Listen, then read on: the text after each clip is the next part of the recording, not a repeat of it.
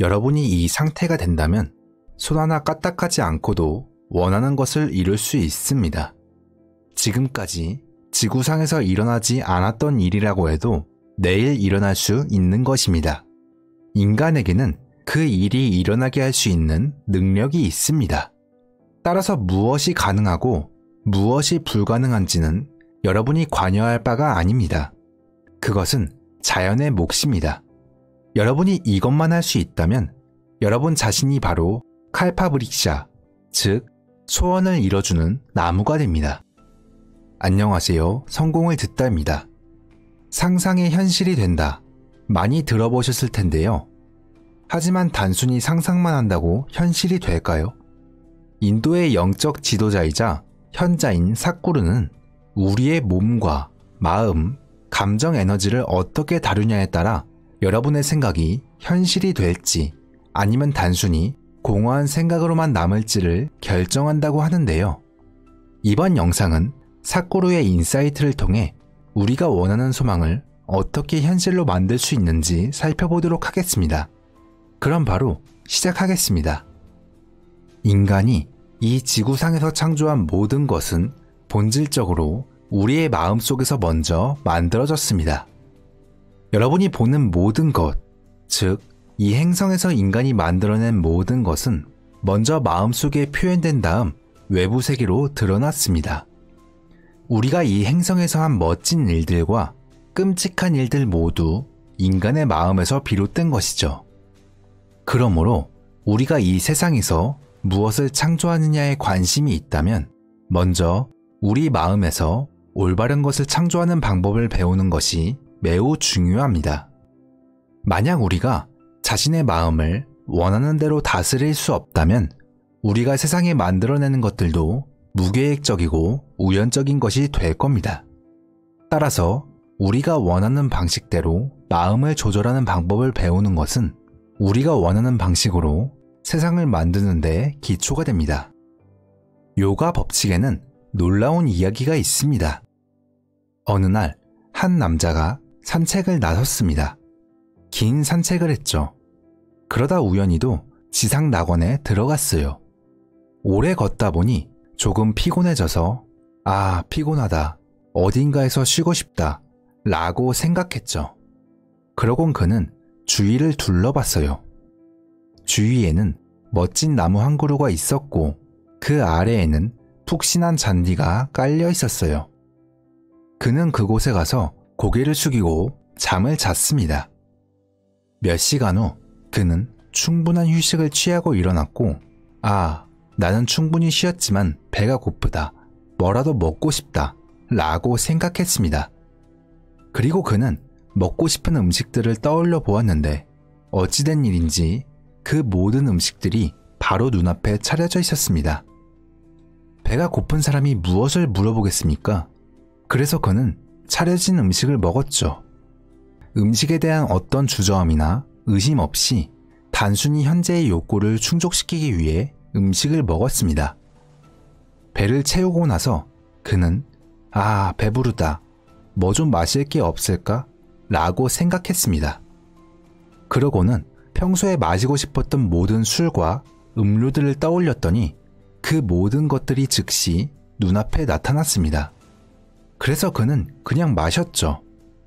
찰스 다윈은 여러분들은 모두 원숭이라고 했어요. 여러분들이 모두 원숭이였다가 꼬리가 떨어져서 인간이 되었다고 말했죠. 요가에서는 정립되지 않은 마음을 원숭이에 비유합니다. 그렇다면 마음을 원숭이라고 부르는 이유는 무엇일까요? 원숭이의 특성은 무엇일까요? 원숭이의 특성 중 하나는 불필요한 움직임을 한다는 겁니다. 그리고 원숭이의 또 다른 특성은 흉내내기입니다. 따라서 원숭이가 가진 이 두 가지 주요 특성은 우리의 정립되지 않은 마음과 매우 유사합니다. 불필요한 움직임은 오히려 원숭이들에게 가르쳐도 될 만큼 우리 마음이 잘하는 일입니다. 그리고 흉내내기 또한 마음이 쉬지 않고 하는 일입니다. 따라서 우리의 마음이 이 두 가지 특성을 나타낼 때 원숭이에 비유하는 것입니다. 이처럼 그의 마음속에서 원숭이가 움직이기 시작했습니다. 그는 주위를 둘러보며 아니, 이게 대체 무슨 일이지?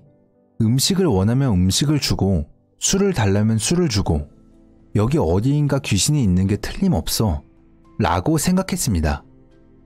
그러자 귀신들이 나타났습니다. 그들이 나를 둘러싸고 괴롭히겠지? 라고 생각했고 그러자 귀신들이 그를 둘러싸고 괴롭히기 시작했습니다.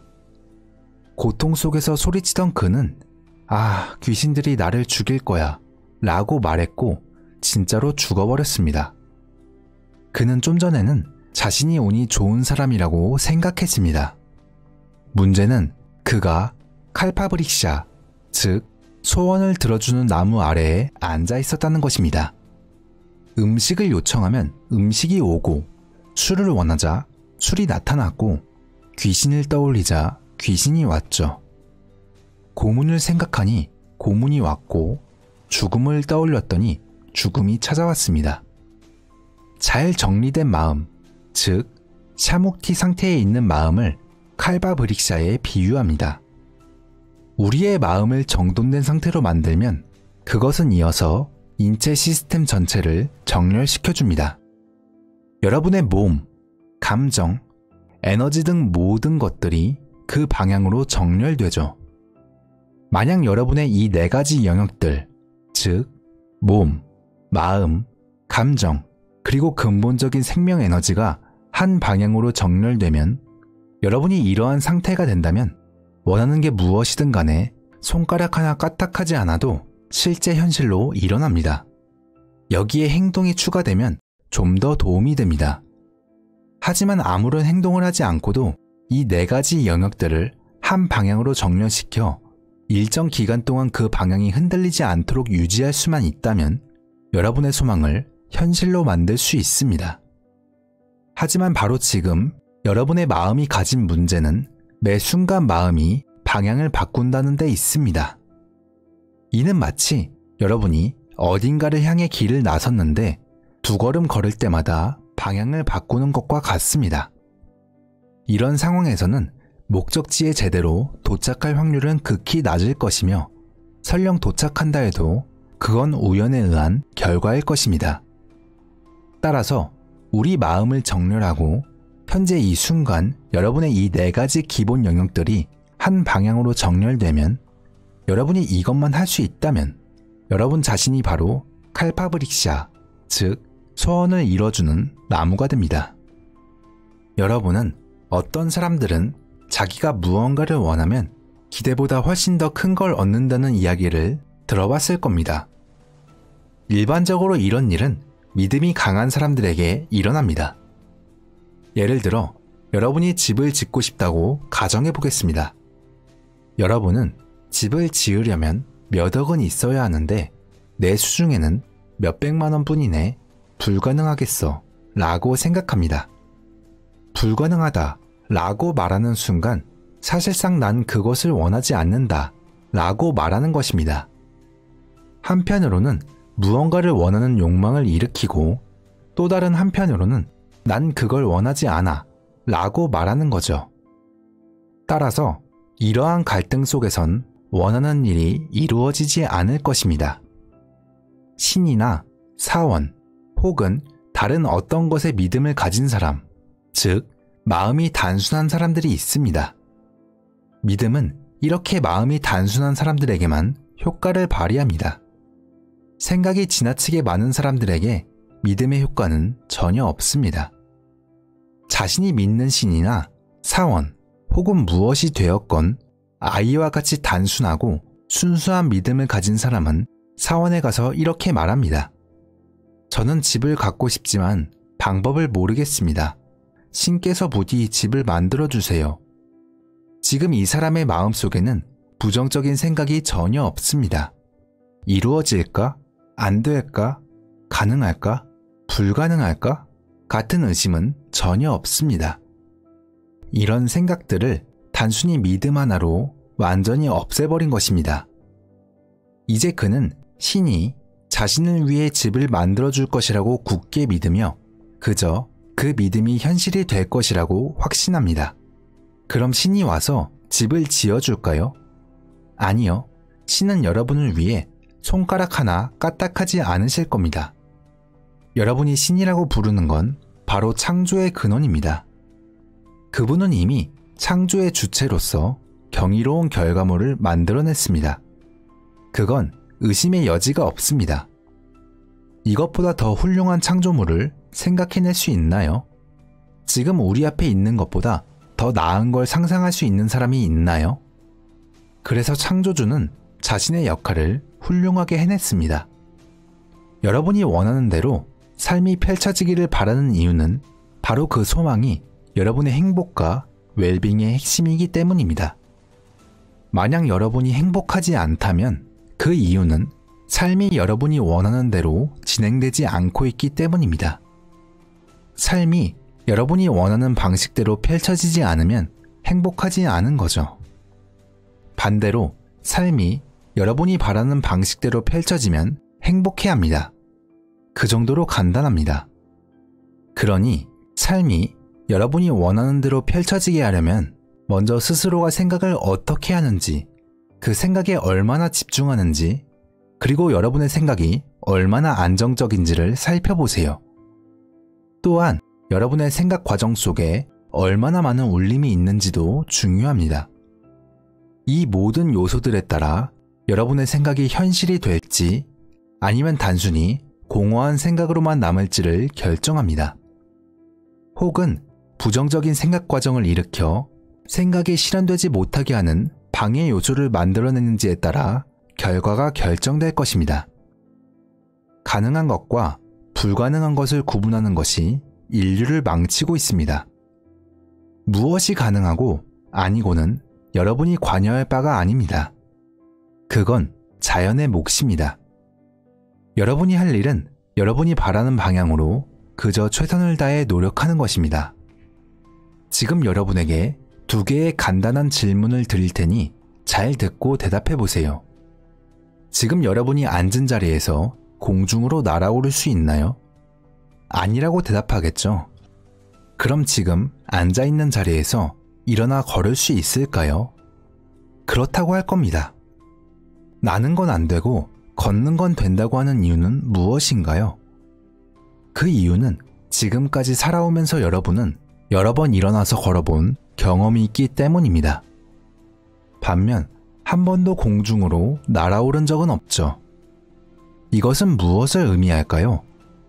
여러분이 무엇이 가능하고 불가능한지를 판단할 때 기본적으로 과거의 경험을 잣대로 사용하고 있다는 의미입니다. 혹은 다른 말로 하자면 지금까지 여러분 인생에서 일어나지 않았던 일은 앞으로도 일어날 수 없다고 판단한 것입니다. 이러한 사고방식은 인류와 인간 정신의 한계를 드러내는 것입니다. 지금까지 지구상에서 일어나지 않았던 일이라고 해도 내일 일어날 수 있는 것입니다. 인간에게는 내일 그 일이 일어나게 할 수 있는 능력이 있습니다. 따라서 무엇이 가능하고 무엇이 불가능한지는 여러분이 관여할 바가 아닙니다. 그건 자연의 몫입니다. 자연이 알아서 할 일입니다. 중요한 것은 여러분 자신이 진정으로 원하는 게 무엇인지 명확하게 파악하고 그걸 이루기 위해 노력하는 것입니다. 즉, 부정적인 생각이 섞여 사고의 강도가 약해지지 않게 하고 생각을 더 강렬하게 만들어야 합니다. 여기서 가장 중요한 점 첫 번째는 자신이 진정으로 원하는 게 무엇인지가 명확해야 한다는 겁니다. 자신이 원하는 게 뭔지 모르고 그걸 만들어낸다는 건 있을 수 없는 일입니다. 대다수의 사람들이 진정으로 원하는 것을 살펴보면 즐겁고 평화로운 삶을 살고 싶어 합니다. 인간관계에서는 사랑과 애정이 충만하길 원하죠. 다시 말해 어느 누구든지 우리 모든 인간이 추구하는 것은 내면의 즐거움과 외적으로 자신의 주위에 즐거움이 있기를 바랍니다. 이 즐거움이 우리 몸 안에서 일어나면 우리는 이를 건강이나 유쾌함이라고 부릅니다. 이 즐거움이 마음에서 일어난다면 그것을 평화와 기쁨이라고 합니다. 즐거움이 감정에서 일어나면 이를 사랑과 자비라고 합니다. 이 즐거움이 에너지 차원에서 일어나면 이를 황홀함이라고 합니다. 이게 모든 인간이 추구하는 전부입니다. 직장에 일을 하러 가거나 돈을 벌고 경력을 쌓거나 가정을 꾸리거나 술집에 가거나 사원에 가든 상관없이 누구나 원하는 건 여전히 같습니다. 바로 내적인 즐거움과 외부의 즐거움입니다. 이것이 바로 우리가 소망하는 거라면 이제 그것을 직시하고 그것을 이루고자 다짐하고 노력해야 할 때라고 생각합니다.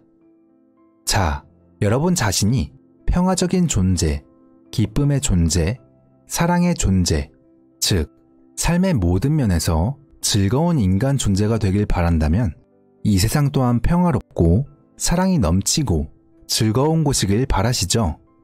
여기서 말하는 즐거운 세상이란 여러분이 원하는 게 이루어진 세상을 의미합니다. 이게 여러분이 원하는 전부입니다. 따라서 여러분이 해야 할 일은 자기 자신과 주변 모두를 위해 평화롭고 즐겁고 사랑스러운 세상을 만들기로 다짐하는 것입니다. 매일 아침 하루를 시작할 때 오늘 나는 어디를 가든지 평화롭고 사랑스럽고 즐거운 세상을 만들어낼 것이다 라는 단순한 생각을 떠올려 보세요. 하루에 수백 번을 넘어진들 뭐 그리 대수로운 일인가요? 의지가 굳은 사람에게는 실패라는 것이 존재하지 않습니다.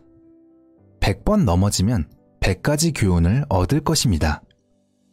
이렇게 자신이 진정으로 원하는 걸 이루고자 굳은 의지로 노력하면 마음이 이리저리 다니지 않고 정렬이 이루어집니다. 일단 마음이 그 방향으로 정리되면 생각하는 방식이 곧 느끼는 방식이 되며 감정도 정리됩니다. 여러분의 생각과 감정이 정리되면 에너지도 같은 방향으로 정렬될 것입니다. 생각과 감정과 에너지가 정렬되면 여러분의 몸 그 자체가 정리됩니다. 이렇게 네 가지 모두가 한 방향을 향해 정렬되어 정리되면 여러분이 원하는 걸 만들어내고 실현시키는 능력은 상상을 초월할 정도일 것입니다. 여러 면에서 여러분이 바로 창조주인 것이죠. 그렇게 된다면 창조의 근원 그 자체가 삶의 매 순간마다 여러분 안에서 살아 움직이는 것입니다. 단지 이뿐입니다. 삶의 네 가지 기본 요소들을 정렬함으로써 그 차원에 다가갈 수 있습니다. 여러분의 삶이 그 차원에 접근해 있나요? 요가 과학의 전부, 즉 우리가 요가라고 부르는 기술은 바로 일개 창조물에 지나지 않는 자기 존재를 창조주 그 자체로 변혁시키는 것입니다. 저의 소망과 바람은 세상의 모든 사람이 자신 내부의 창조의 원천에 접근할 수 있게 되어 단순한 피조물이 아니라 창조자로서 기능할 수 있기를 바라는 것입니다.